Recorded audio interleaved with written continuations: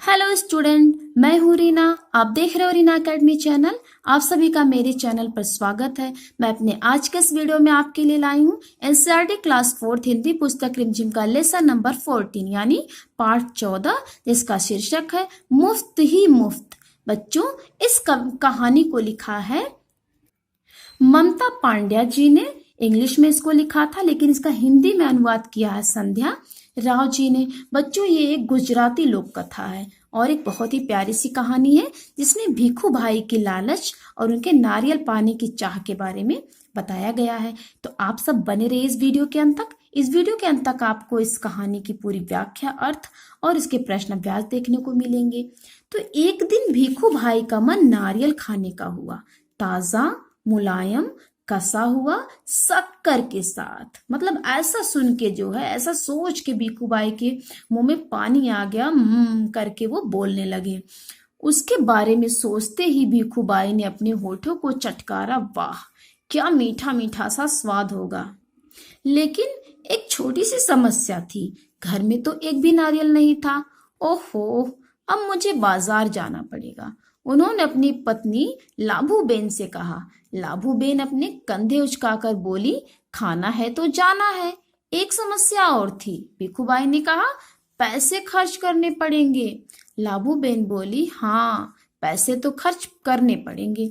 अब तक तो तुम्हें पता चल गया होगा कि भीखूबाई जरा कंजूस थे। वे सीधे खेत में बूढ़े बरगद के नीचे जाकर बैठ गए और सोचने लगे, क्या करूं, मैं क्या करूं। अर्थात बच्चों, वे अपने घर से निकले और जाकर खेत में एक बहुत ही पुराना बरगद का पेड़ था, वहां जाकर उसके नीचे बैठकर सोचने लगे कि मैं क्या करूं, कैसे नारियल को खाऊं, क्योंकि उनका नारियल खाने का बहुत ज्यादा मन कर रहा था। अब आगे है। आपको तो बच्चों पता चल ही गया कि भीखूबाई कंजूस थे। वो पैसे खर्च नहीं करना चाहते थे, लेकिन नारियल खाने के लिए उनका जी ऐसा ललचाया कि वे जल्दी घर वापस लौटकर लाभू बेन से बोले, अच्छा, मैं बाजार तक हो आता हूँ, पता तो चले कि नारियल आजकल कितने में बिक रहे हैं। जूते पहनकर छड़ी उठाकर भीखूबाई निकल पड़े। बाजार में लोग अपने अपने कामों में लगे थे। भीखूबाई ने इधर कुछ देखा, उधर कुछ उठाया और दाम पूछा। देखते पूछते वे नारियल वाले के पास पहुंच गए और वहां जाकर भीखूबाई ने पूछा, ए नारियल वाले, नारियल कितने में दोगे। नारियल वाले ने कहा, बस 2 रुपए में काका। भीखूबाई ने आंखें फैलाकर कहा, बस 2 रुपए बहुत ज्यादा है, 1 रुपए में दे दो। नारियल वाले ने कहा, ना जी ना, 2 रुपए सही दाम, ले लो या छोड़ दो। भीखूबाई बड़बड़ाए, ठीक है ठीक है। अच्छा तो बताओ, 1 रुपए में कहाँ मिलेगा। नारियल वाले ने कहा, जहां से थोड़ी दूर जो मंडी है, शायद वहां मिल जाए। सो भीखू भाई उसी तरफ चल पड़े। चलो देख लेते हैं, वे अपने आप से बोले। टहलने का एक मौका है और रुपए भर की बचत भी हो जाएगी। खुशी से घुरघुराते भीखूबाई ने छड़ी को जमीन पर थपथपाया और आगे चलने लगे। मंडी में कोलाहल फैला हुआ था। कोलाहल मतलब बहुत शोर हो रहा था। व्यापारियों की ऊंची ऊंची आवाजें गूंज रही थी। अर्थात बच्चों, मंडी में सभी व्यापारी अपने अपने सामानों को ऊंची ऊंची आवाजें लगाकर बेचने की कोशिश कर रहे थे। बटाटा आलू, बटाटा आलू, कांदा प्याज, गाजर गाजर गाजर, गोभी बंद गोभी, गोभी बंद गोभी। माथे का पसीना पोंछकर भीखू भाई ने इधर उधर ताका यानी देखा। नारियल वाले को देखकर पूछा, अरे भाई, एक नारियल कितने में दोगे। नारियल वाले ने जवाब दिया, सिर्फ 1 रुपए काका, जो चाहे ले जाओ जल्दी। भीखू भाई ने कहा, शू छे भाई, यह क्या, मैं इतनी दूर से आया हूँ और तुम पूरा 1 रुपए मांग रहे हो। 50 पैसे काफी है, मैं इस नारियल को लेता हूँ और तुम यह लो पकड़ो 50 पैसे। नारियल वाले ने झट भीखू भाई के हाथ से नारियल को छीन लिया और बोला, माफ करो काका, 1 रुपए या फिर कुछ नहीं। लेकिन भीखू भाई का निराश चेहरा देखकर बोले, बंदरगाह पर चले जाओ, हो सकता है वहां तुम्हें 50 पैसे में मिल जाए नारियल। बच्चों, शू छे का अर्थ है क्या है। अर्थात बच्चों, ये एक गुजराती भाषा है। गुजराती लैंग्वेज में क्या है को शू छे बोलते हैं। अब आगे है। भीखू भाई अपनी छड़ी से टेक लगाकर सोचने लगे, अर्थात छड़ी के सहारे भी खड़े होकर सोचने लगे, आखिर 50 पैसे तो पूरे 50 पैसे हैं, वैसे भी मेरी टांगों में अभी भी दम है। अर्थात बच्चों, भीखू भाई की कंजूसी बढ़ती गई और वो सोचने लगे कि मेरे 50 पैसे खर्च ना हो। पैरों को घसीटते हुए भीखू भाई चलने लगे। हर 2 कदम पर रुककर जेब में से बड़ा सफेद रुमाल निकालकर वे अपना पसीना पोंछते। सागर के किनारे एक नाव वाला बैठा था, उसके सामने 2-4 नारियल पड़े थे। अरे भाई, एक नारियल कितने में दोगे? भीखू भाई ने पूछा और कहा, ये तो काफी अच्छे दिखते हैं। तो नाव वाले ने कहा, काका यह कोई पूछने वाली बात है, केवल 50 पैसे। 50 पैसे? भीखू भाई मानो हैरानी से हक्के भक्के हो गए। इतनी दूर से पैदल आया हूँ, इतना थक गया हूँ, और तुम कहते हो 50 पैसे? मेरी मेहनत बेकार हो गई। ना भाई ना, 50 पैसे बहुत ज्यादा है, मैं तुम्हें 25 पैसे दूंगा, यह लो रख लो। ऐसा कहते हुए भीखू भाई झुककर नारियल उठाने ही वाले थे कि नारियल वाले ने कहा, नीचे रख दो, मेरे साथ कोई सौदा वौदा नहीं चलेगा। थोड़ी देर बाद उसने भीखू भाई की ओर ध्यान से देखा और जरा ठंडे दिमाग से बोला, सस्ते में चाहिए? नारियल के बगीचे में चले जाओ, वहां ढेर सारे मिल जाएंगे मन पसंद दाम में। अर्थात बच्चों, भीखू भाई का चेहरा देख करके नाव वाले को तरस आ गई। तो नाव वाले ने सोचा इनको सस्ते में नारियल चाहिए, इसलिए नाव वाले ने बता दिया कि वहां बगीचे में जाइए, आपको वहां आपके मन पसंद दाम में नारियल मिलेंगे। भीखू भाई ने फिर अपने आप को समझाया, इतनी दूर आया हूँ, अब बगीचे तक जाने में हर्ज ही क्या है, मतलब क्या जा रहा है मेरा, मुझे जाना ही है।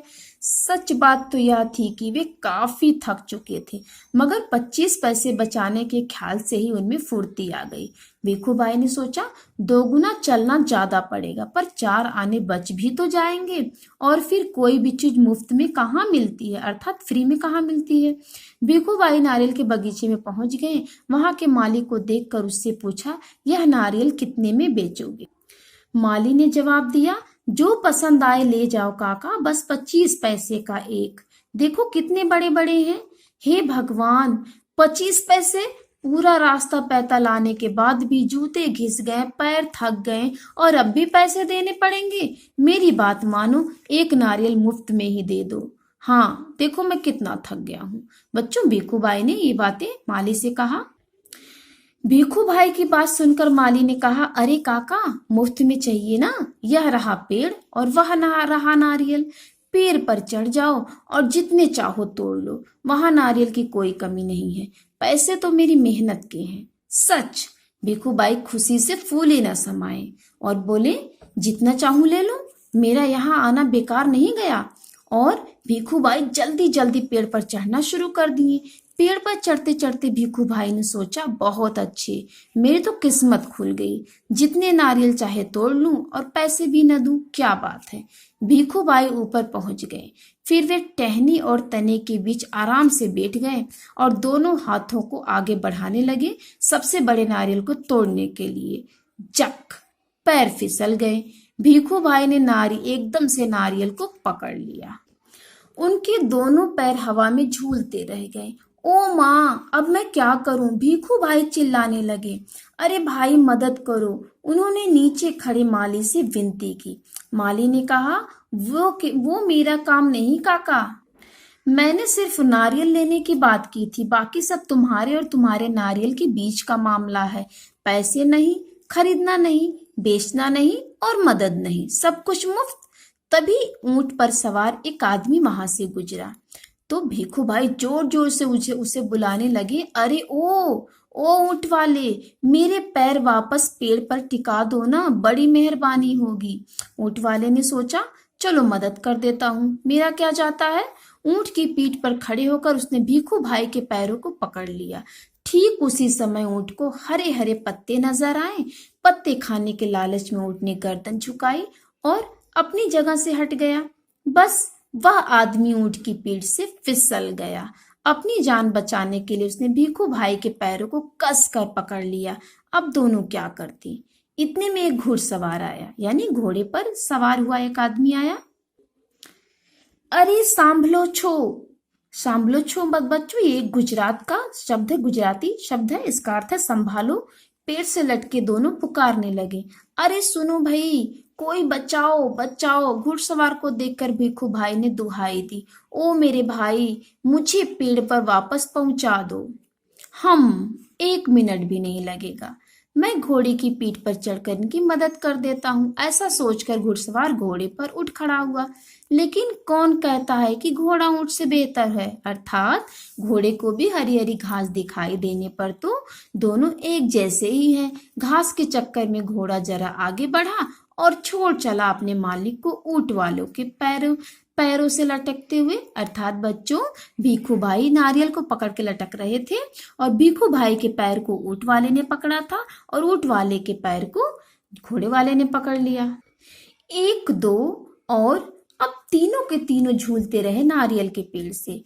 काका काका, कस के पकड़े रहना। हाँ, घुड़सवार ने पसीना पसीना होते हुए कहा, जब तक कोई बचाने वाला ना आए कहीं छोड़ न देना, मैं आपको 100 रुपए दूंगा। अब ऊंट वाले की बारी थी। काका काका, मैं आपको 200 रुपए दूंगा, लेकिन नारियल को छोड़ना नहीं। 100 और 200, बाप रे बाप, 300 रुपए। भिखू भाई का सिर चकरा गया। इतना इतना सारा पैसा। खुशी से उन्होंने अपनी दोनों बाहों को फैलाया और नारियल गया हाथ से छूट। धड़ाम से तीनों जमीन पर गिरे, घुड़सवार, ऊंट वाला और भिखू भाई अपने आप को संभाल ही रहे थे कि एक बहुत बड़ा नारियल उनके सिर पर आ फूटा, बिल्कुल मुफ्त। अर्थात बच्चों, बिल्कुल फ्री नारियल उनके सिर पर आकर गिरा। उन्हें चोट भी लगी, उनको कोई भी पैसा नहीं देना पड़ा। तो बच्चों, देखा आपने ना, इस कहानी में जो है भिखू भाई 1 2 रुपए बचाने के चक्कर में वो अपने आप को कितना ज्यादा मुसीबत में फंसा लिए थे। तो बच्चों, ये रही कहानी। आइए हम प्रश्न अभ्यास को शुरू करते हैं। तुम्हारी समझ। इसमें पहला प्रश्न है, हर बार भिखू भाई कम दाम क्यों देना चाहते थे? क्यों? इसका उत्तर है, हर बार भिखू भाई कम दाम देना चाहते थे। क्यों?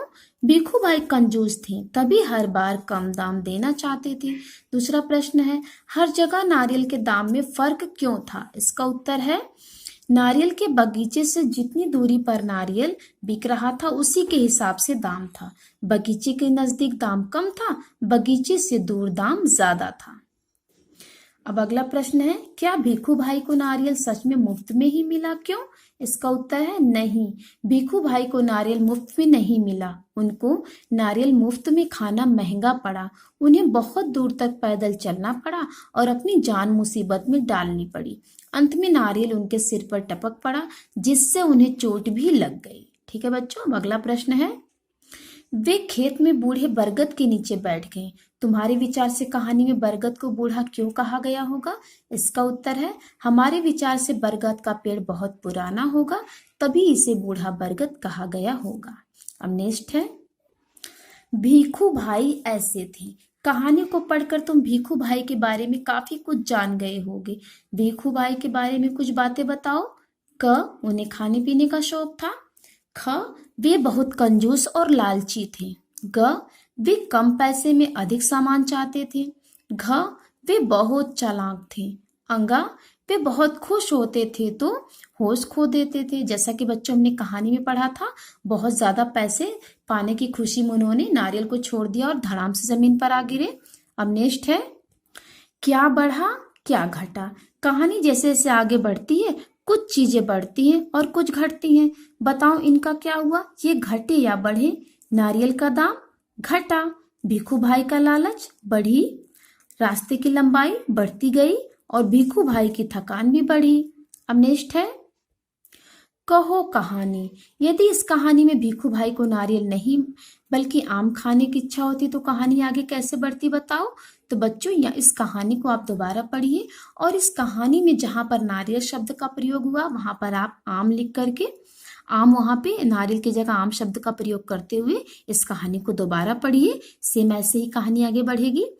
अब नेक्स्ट है, बात की बात। कहानी में नारियल वाले और भिखू भाई की बातचीत फिर से पढ़ो।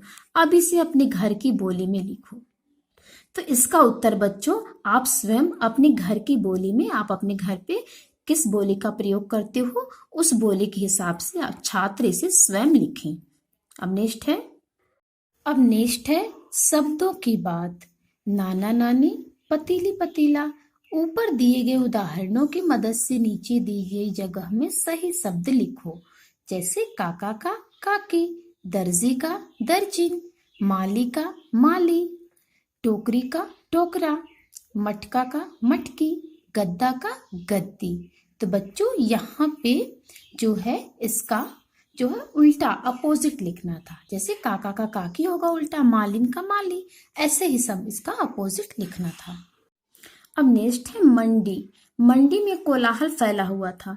व्यापारियों की ऊंची ऊंची आवाजें गूंज रही थी। मंडी में क्या क्या बिक रहा होगा? इसका उत्तर होगा मंडी में विभिन्न प्रकार की सब्जियां एवं फल बिक रहा होगा। अब नेक्स्ट है ख। मंडी में तरह तरह की आवाजें सुनाई देती हैं। जैसे ताजा टमाटर 20 रुपया, 20 रुपया, 20 रुपया। मंडी में और कैसी आवाजें सुनाई देती हैं? इसका हम लिखेंगे आलू आलू 30 रुपए किलो, मीठा गाजर 20 रुपए किलो, अदरक मिर्च 30 रुपए पाव, मीठे ताजे सेब 100 का 1.5 किलो, 100 का 1.5 किलो, केले मीठे केले 50 रुपए दर्जन। तो बच्चों कुछ इस तरह की आवाजें हमें मंडी के पास से सुनाई देती है ना। अब देखिए ग है। क्या तुम अपने आसपास की ऐसी जगह सोच सकते हो जहां बहुत शोर होता है? उस जगह के बारे में लिखो। तो इसमें हम लिखेंगे मेरे घर के थोड़ी दूरी पर एक मार्केट है, वहां बहुत शोर होता है। वहां सड़क के दोनों किनारों पर विभिन्न प्रकार के सामानों की दुकानें हैं। दुकानदार ऊंची आवाजें लगाकर अपने सामान की तारीफ करते हुए ग्राहक को लुभाने की कोशिश करते हैं। अब नेक्स्ट है गुजरात की झलक।